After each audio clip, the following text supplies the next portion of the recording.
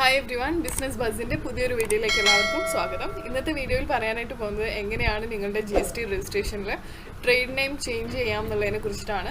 ഇനിയിപ്പോൾ നിങ്ങൾ GST registration എടുക്കുന്ന സമയത്ത് ട്രേഡ് നെയിം ആഡ് ചെയ്തിട്ടുണ്ടായിരുന്നില്ല എന്നുണ്ടെങ്കിൽ അത് നിങ്ങൾക്ക് ആഡ് ചെയ്യാനും ഇതേ സെയിം മെത്തേഡ് തന്നെ ഫോളോ ചെയ്താൽ മതിയാവും. ഞാനിപ്പോൾ ഇവിടെ സെല്ലർ സെൻറ്ററിൽ ലോഗിൻ ചെയ്തിട്ടുണ്ട്. ഇനി നമുക്കിവിടെ സർവീസസിൽ രജിസ്ട്രേഷന് താഴെ amendment of registration core fields എന്ന് പറഞ്ഞൊരു ഓപ്ഷൻ ഉണ്ടല്ലോ, അത് ക്ലിക്ക് ചെയ്ത് കൊടുക്കാം. അപ്പോൾ ഇവിടെ നമുക്ക് ട്രേഡ് നെയിം എന്ന് പറഞ്ഞിട്ടൊരു പെൻസിൽ ഓപ്ഷൻ ഉണ്ട്. അത് ക്ലിക്ക് ചെയ്ത് കഴിഞ്ഞാൽ നമുക്കിവിടെ ട്രേഡ് നെയിം ആഡ് ചെയ്ത് കൊടുക്കാനുള്ള ഓപ്ഷൻ അവൈലബിൾ ആയിരിക്കും. ഇനി നിങ്ങൾ ഓൾറെഡി ട്രേഡ് നെയിം സെറ്റ് ചെയ്തിട്ടുണ്ടെന്നുണ്ടെങ്കിൽ അത് നിങ്ങൾക്ക് ചേഞ്ച് ചെയ്തിട്ട് ഡേറ്റ് ഓഫ് അമെൻമെൻറ്റ്, അതായത് എന്നാണോ ചേഞ്ച് വരുത്തിയതെന്ന് വെച്ചാൽ ആ ഒരു ഡേറ്റ് നിങ്ങൾക്ക് ഇവിടെ ടൈപ്പ് ചെയ്ത് കൊടുക്കാം. അതുപോലെ എന്തുകൊണ്ടാണ് നിങ്ങൾ പേര് മാറ്റുന്നത് അല്ലെങ്കിൽ മാറ്റിയത് എന്നുള്ളതിൻ്റെ റീസൺ കൂടി അവിടെ എൻ്റർ ചെയ്ത് കൊടുക്കാം. അതിനുശേഷം നമുക്ക് ഈ പേജ് ഒന്ന് സേവ് ചെയ്ത് കൊടുത്തു കഴിഞ്ഞാൽ നമ്മുടെ ട്രേഡ് നെയിം സെറ്റ് ചെയ്യാനായിട്ട് സാധിക്കുന്നതാണ്.